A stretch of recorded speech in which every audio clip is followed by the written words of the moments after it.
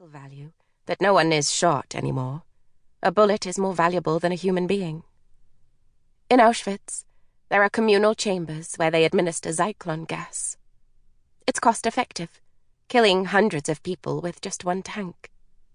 Death has become an industry that is profitable only if it's done wholesale.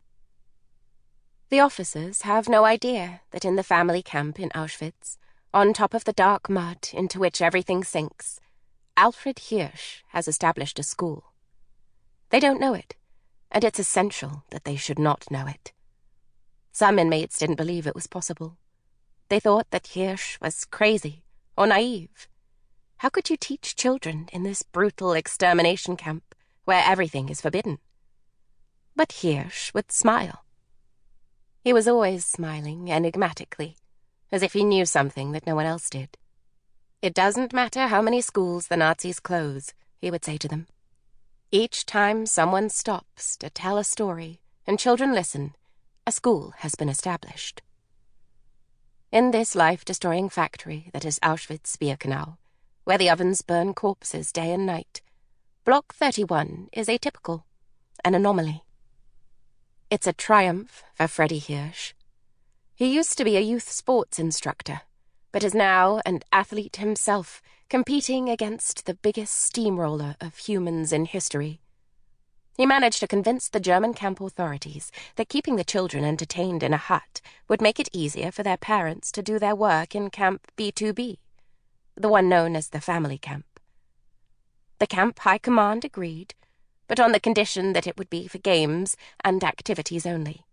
School was banned. And so, Block 31 was formed.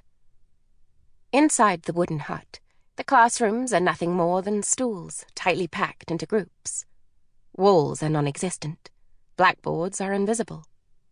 The teachers trace isosceles triangles, letters of the alphabet, and even the routes of the rivers of Europe with their hands in the air. There are about 20 clusters of children, each with its own teacher. They are so close together that classes are whispered, to prevent the story of the 10 plagues of Egypt from getting mixed up with the rhythm of a times table.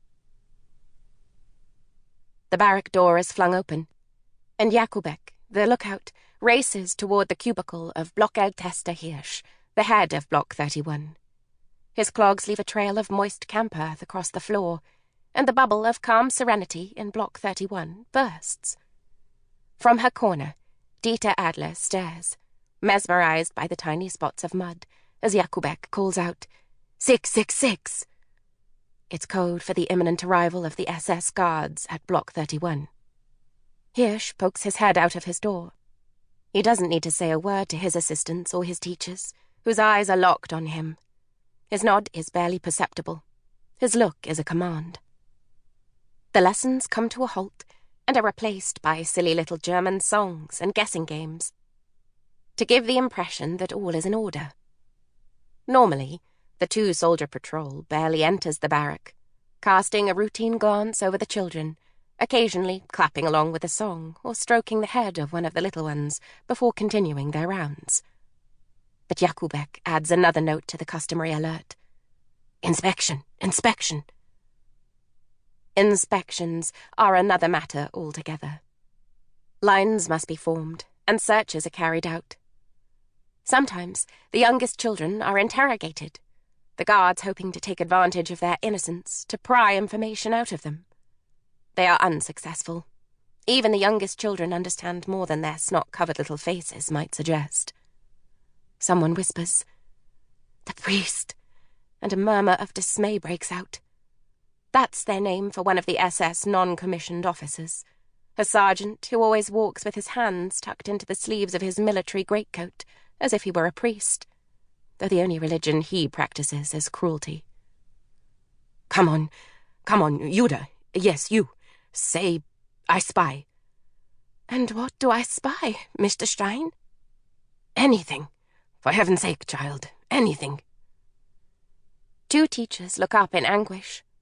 They are holding something that's absolutely forbidden in Auschwitz. These items, so dangerous that their mere possession is a death sentence, cannot be fired, nor do they have a sharp point, a blade, or a heavy end.